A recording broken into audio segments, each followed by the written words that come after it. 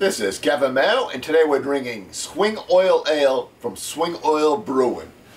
If you're not familiar with golfing terms, swing oil is a term for having a little bit of liquid libation to help smooth out your swing.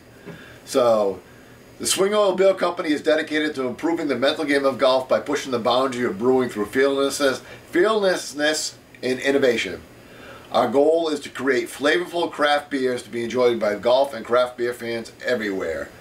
Swing Oil Ale is an American craft beer made with just a hint of hops and a smooth, clean finish.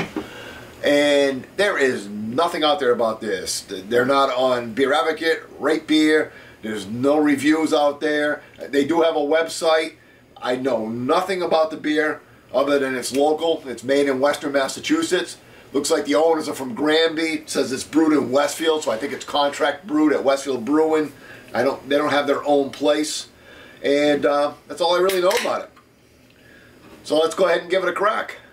This will be the first review on YouTube about this beer.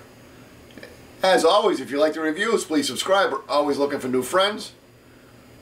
And go ahead and leave comments. I always like talking about beer. So I'm thinking this is probably a version of a pale ale. So it is super carbonated, medium yellow. Boy, the carbonation's just streaming up through there. Medium yellow. There is some haze to it. It's not clear.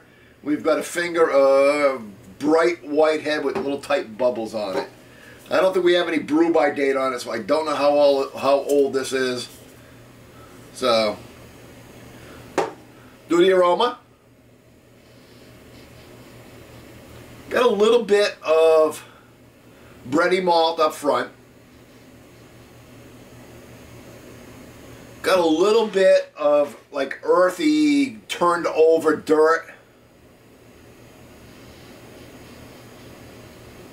Got like mango, papaya.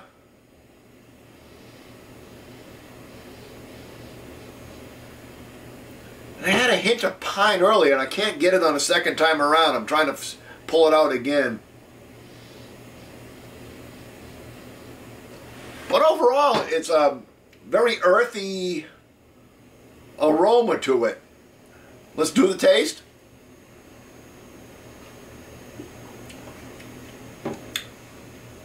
Okay, it's probably not a pale ale. It's probably like a golden ale.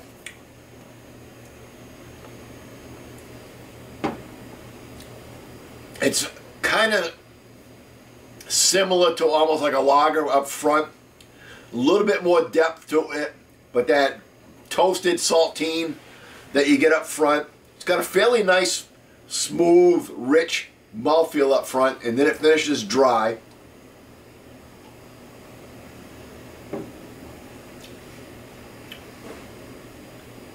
Little bit of like just a barest hint of grapefruit.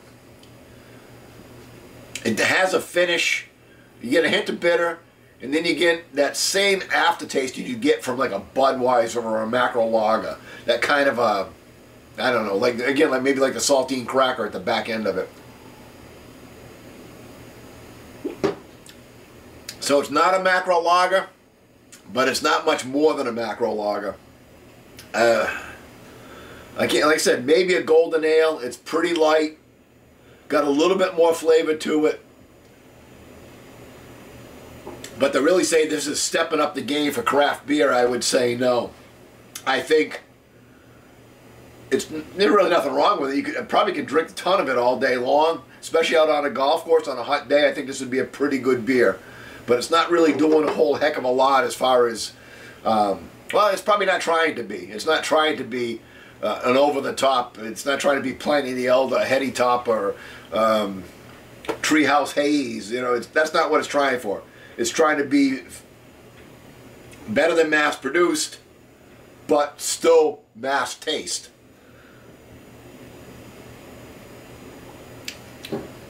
So score-wise, again, like I said, especially considering what it is, I'll give it a 60. So, you know, a D beer, I'm probably being a little bit harsh on it. But yeah, like a D beer. I would drink it again.